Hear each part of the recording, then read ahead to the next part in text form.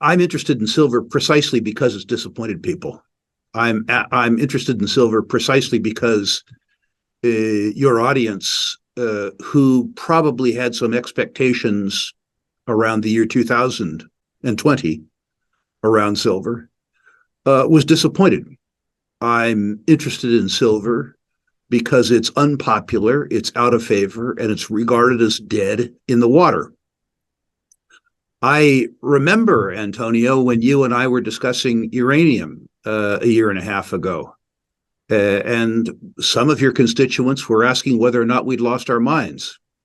Obviously, buying things when they're hated and enjoying the arbitrage from hated to unhated is the easiest money that's made in speculative markets. And the fact that from a speculative point of view, silver is dead in the water, and from the point of view that it has disaffected so many people who were attracted to it in 2020 and 2021 is precisely the reason why I'm attracted to it.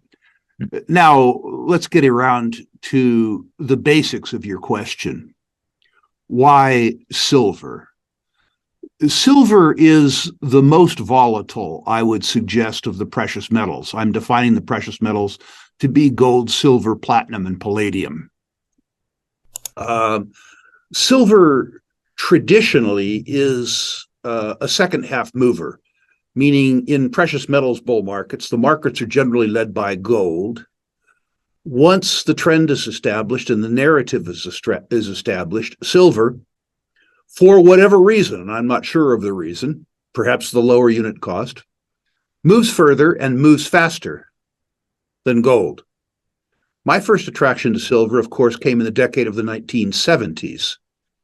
The cause for that attention was the fact that the silver price moved from, if my memory serves me well, $1.20 to $50, which was certainly a dramatic move. I'm not trying to say that I caught the bottom or that I caught the top, but I caught enough of the middle that it attracted my attention and has for the rest of my life.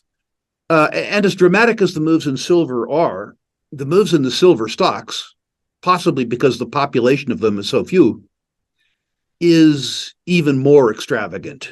During that period, the 1970s, one silver stock, Coeur d'Alene Mines, moved from 10 cents to $65. Alas, sadly, without me. But that's okay. Others did fine with it. So I would say that there are, from a fundamental point of view, a couple reasons to be interested in silver and silver stocks. But you have to be, I would suggest, first of all, a speculator. And you have to be, I would suggest, a contrarian. The easy money will be made in silver and the silver stocks simply from the arbitrage between hated and disgusted and unhated, just as we saw in the uranium stocks. The easy money in the uranium juniors happened as a consequence of them becoming simply less hated. And that will happen with silver too. Silver is unique, I think, in ways that your listeners need to understand when they're trying to comprehend silver. First of all, most silver doesn't come out of silver mines. So the supply side is a really interesting conundrum. Of new mine supply, last year, I believe 18% of the new mine supply of silver came from silver mines. The rest came from copper mines, gold mines, and lead and zinc mines. So trying to forecast mine production based on the silver price is a fool's errand, because gold prices and copper prices and lead prices and zinc prices are more important to silver production than silver prices are. And equating mining costs around primary producers is an illusion too, because those costs only pertain to 18% of mined production. Most silver, as a consequence of it being a byproduct or a co-product, requires, from a mining standpoint, only the processing of the silver stream. The costs are paid for by other metals. So the primary cost of production of silver is often less than people think it is.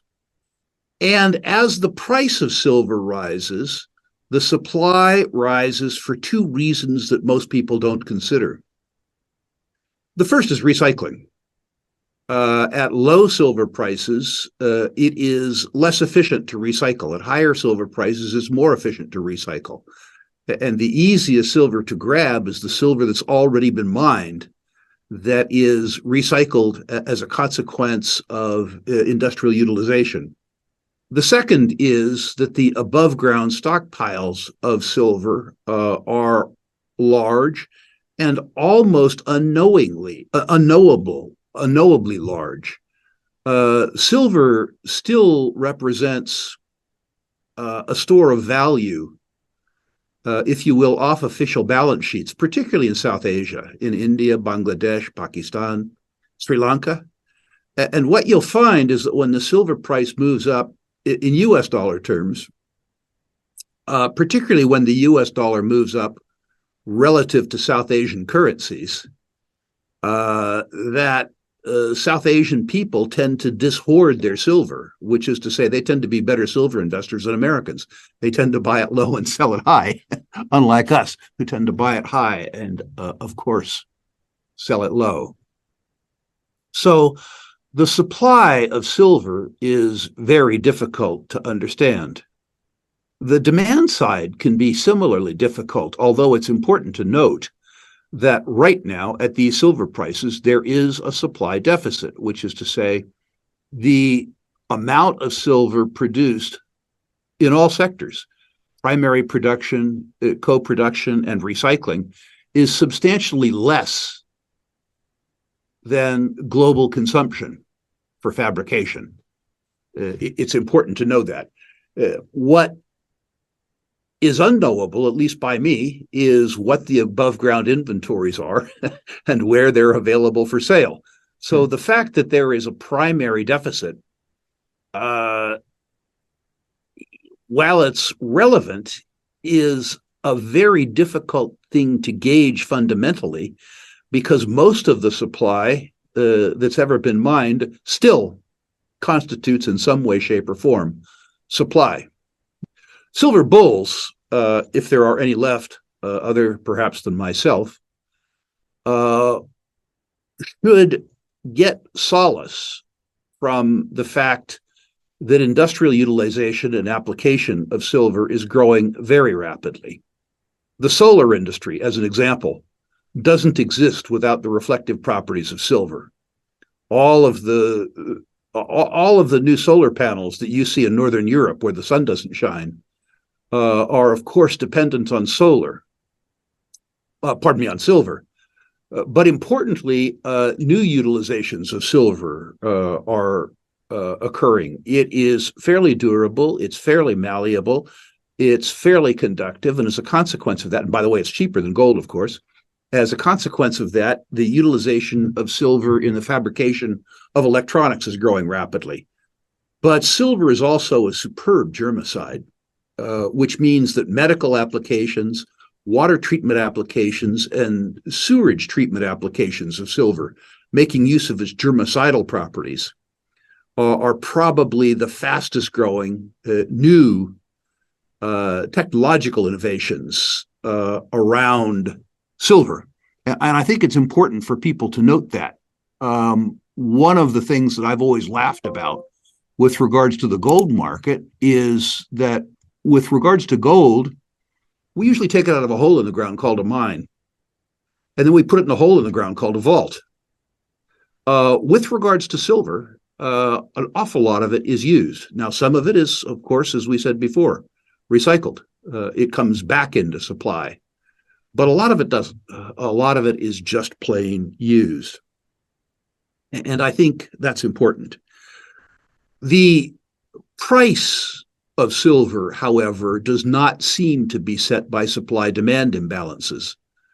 Perhaps because the supply is so difficult to understand and forecast, as is the demand. A lot of silver is held off balance sheets, again, particularly in South Asia.